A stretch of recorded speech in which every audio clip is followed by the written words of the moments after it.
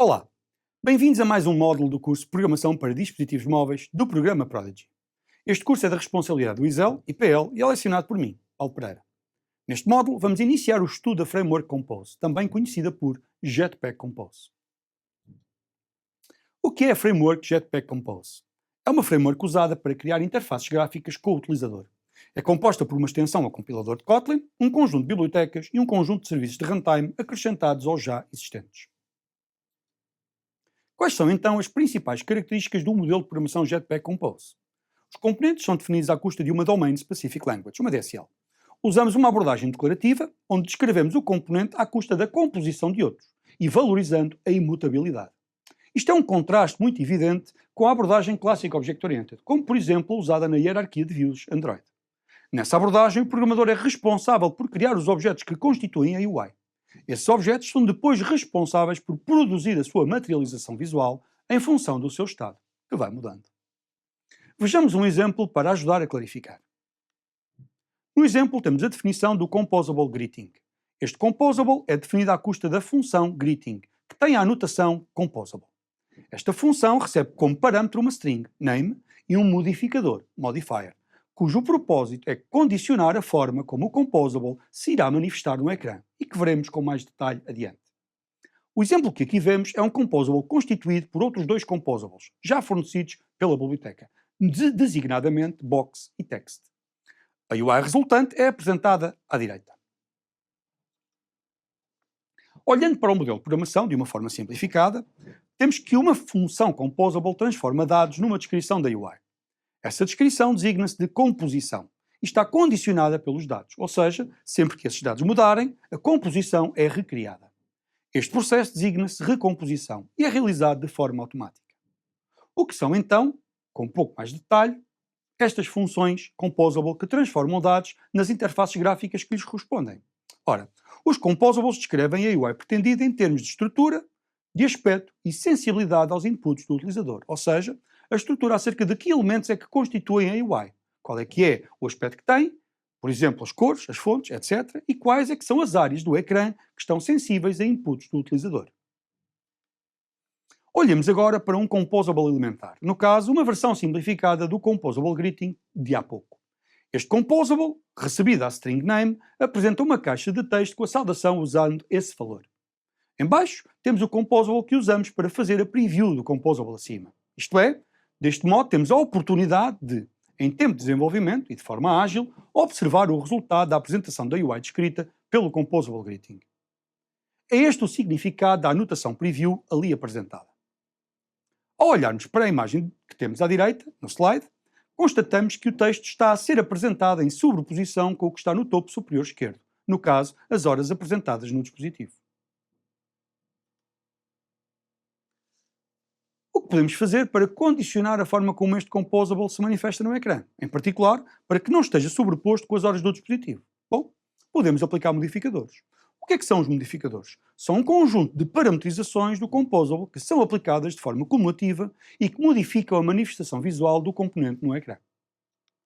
Por exemplo, no modifier assinalado, estamos a dizer que pretendemos aplicar um enchimento, padding, em toda a volta do componente com a dimensão de 32 density points.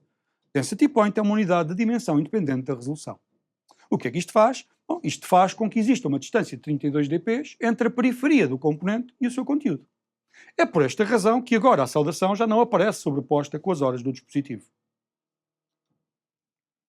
Vejamos outro exemplo de algumas transformações que podemos fazer ao aspecto do Composable que aqui estamos a definir. Transformações essas conseguidas à custa de modificações aplicadas à caixa de texto que estamos a usar. As transformações que são características das caixas de texto são aplicadas usando diretamente os parâmetros da função, conforme assinalado. Estes parâmetros são, por exemplo, o tamanho da fonte, o estilo, a decoração a aplicar ao texto, no caso está sublinhado, e a cor desse mesmo texto.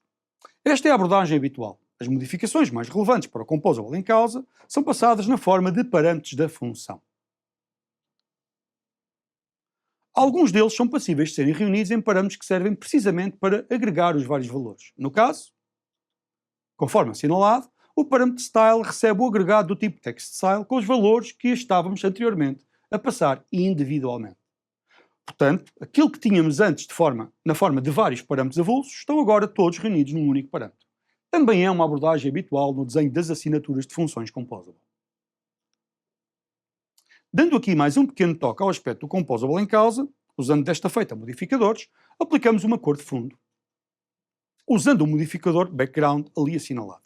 A ordem com que aplicamos estes modificadores é relevante. Se trocarmos a ordem, o aspecto do resultado final muda, conforme veremos adiante. Finalmente, aplicamos mais duas transformações, ali assinaladas. O modificador FillMaxWidth serve para dizer ocupe-se toda a largura disponível. O parâmetro TextAlign serve para indicar que o texto deve estar centrado na área disponível. Como disse há pouco, a ordem com que estes modificadores são aplicados é relevante.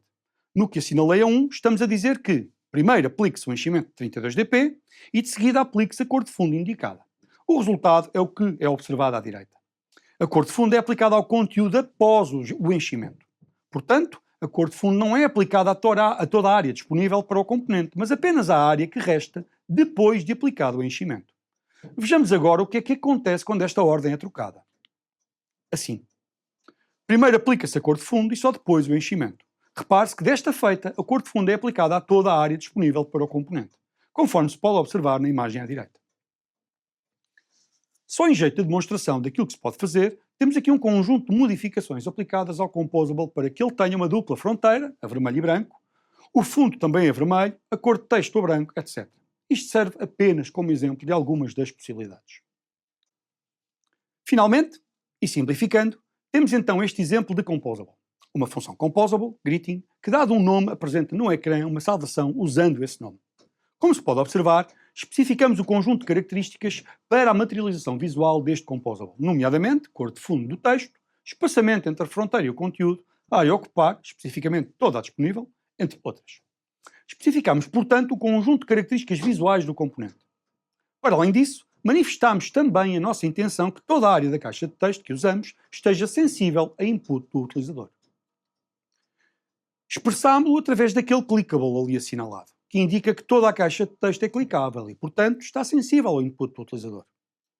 Caso o utilizador selecione aquela caixa de texto, será chamada aquela função onClick, que está passada como parâmetro. Resumindo, e voltando a evocar o modelo de programação simplificado que formulei no início do módulo, uma função composable define, para os dados recebidos, a sua representação visual. Define também que áreas desse composable estão sensíveis ao input do utilizador e de que forma essas interações são reportadas.